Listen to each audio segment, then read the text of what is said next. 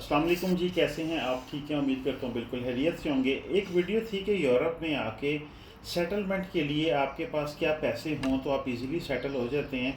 बड़ी डिटेल मैंने डिस्कस की है उस वीडियो पे। उसके नीचे कमेंट है भाई का कि जर्मनी के बारे में आप क्या कहते हैं। देखें, जर्मनी में चांस कार्ड आजकल एक चलता है कि आपके पास अगर हाई स्किल्ड हैं आप, तो आपने एम्बेसी में जाके अपने डॉक्यूमेंट सबमिट करने होते हैं, अपनी डिग्रीज उन्हें शो करना होती है और उनको यकीन दिलाना होता है कि हम जर्मनी में जाके 1 साल का वो आपको वीज़ा देते हैं।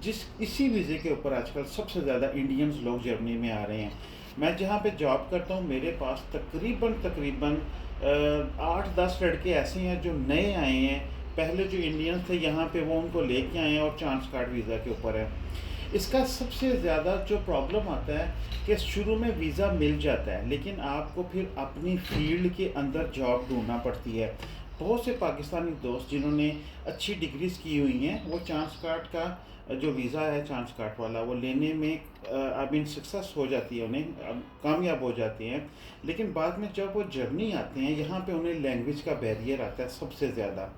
ना वो किसी के पास जॉब ढूंढ सकते हैं, ना उनके पास इंटरनेशनल एक्सपीरियंस होता है। चलें जी, आपके पास एक्सपीरियंस हो भी, आप दुबई से आ रहे हैं, आप किसी भी और कंट्री से आ रहे हैं, लेकिन जर्मनी में आपको जर्मन चाहिए।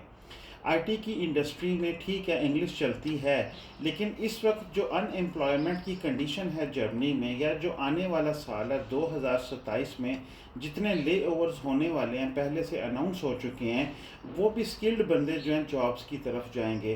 तो जो लोकल कंपनीज हैं वो उस बंदे को ज़्यादा प्रेफर करती हैं जो जर्मन बोलता है।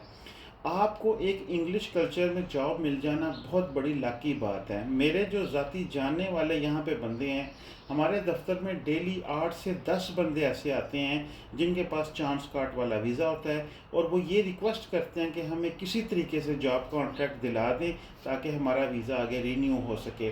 और अभी जर्मनी में जो कंडीशंस हैं इज़ाइलम वाले बंदों की, या जो नॉर्मल वीज़ा से उनके ऊपर, वो बहुत टफ है। और ये मैं नहीं कह रहा, ये यहाँ की गवर्नमेंट और जो लोग यहाँ पे रह रहे हैं वो खुद ही आपको बताएंगे कि किस कंडीशन से वो गुजर रहे हैं।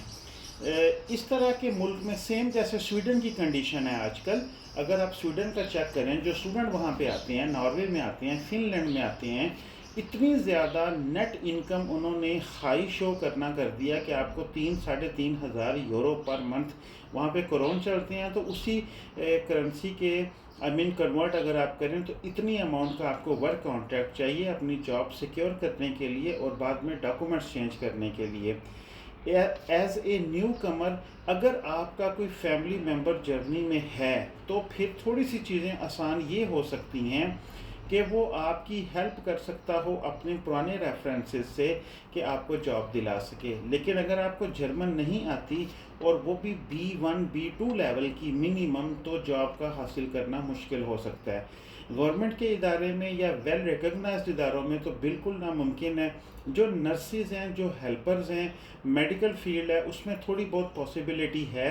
लेकिन यहाँ तक पहुँचने के लिए फिर आपको चांस कार्ड का एप्लीकेशन देना, अपने मुल्क में, जिस भी मुल्क में आप रह रहे हैं वहाँ में, जर्मन एम्बेसी में, वहाँ से वीज़ा हासिल करना। और ये मैंने बहुत से दोस्त देखे हैं, जब उनको वीज़ा मिलता है उनकी ज़िंदगी, उनके ख्यालात, उनकी चीज़ें, उनका माइंड और होता है। लेकिन जब वो जर्मनी में साल 1.5 साल गुजार लेते हैं, 9 महीने जब हो जाते हैं ना आपको, तो 3 महीने के बाद साल कंप्लीट हो जाना है, क्योंकि 12 महीने का वो वीज़ा होता है। तो आपने उसके अंदर अंदर वर्क कॉन्ट्रैक्ट ढूंढ के अपना वीज़ा चेंज करवाना होता है। और अगर आपको जॉब ना मिले अपनी फील्ड में, तो समझें आपका वो वीज़ा कैंसिल हो गया। क्योंकि बहुत से दोस्त ऐसे आते हैं यहाँ पे जो मुझे कहते हैं हम आए तो डॉक्टर्स की डिग्री पे हैं, लेकिन प्लीज़ हमें डिलीवरी की जॉब दिलवा दें। लेकिन प्रॉब्लम क्या आता है कि आउट स्टैंडर्ड भी होने में जब आप जाते हैं डिफरेंट वर्क कॉन्ट्रैक्ट लेके, वो वाले पेपर एक्सेप्ट नहीं होते। जर्नी कदरे मुश्किल है नए आने वाले बंदे के लिए, क्योंकि सबसे बड़ा प्रॉब्लम यहाँ पे और किसी चीज़ का नहीं, डॉक्यूमेंट्स का है।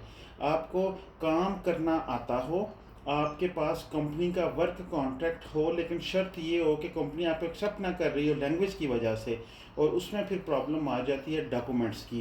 क्योंकि जब कंपनी को ये पता चलता है कि ये हमारे वर्क कॉन्ट्रैक्ट की बेस के ऊपर अपने पेपर रीन्यू करवाएगा, तो उसमें भी प्रॉब्लम आती है। बाकी जो मेरा एक्सपीरियंस है उसमें मैं आपको यही कहूँगा कि जर्नी में अगर आपके पास परमानेंट कोई डॉक्यूमेंट्स का ऑप्शन नहीं है तो जर्नी का स्टेप नहीं लीजिए, क्योंकि जर्नी एक्सपेंसिव साबित हो सकता है। मकसद ये नहीं है यहाँ पे आके 20 घंटे डिलीवरी का काम या ब्लैक में काम करना या 2-4 महीने, क्योंकि जर्नी का जो निज़ाम है बैलेंस, चेक एंड बैलेंस, वो बहुत स्ट्रिक्ट है और आप 1-2-3 महीने के अंदर शिकंजे में आ जाते हैं।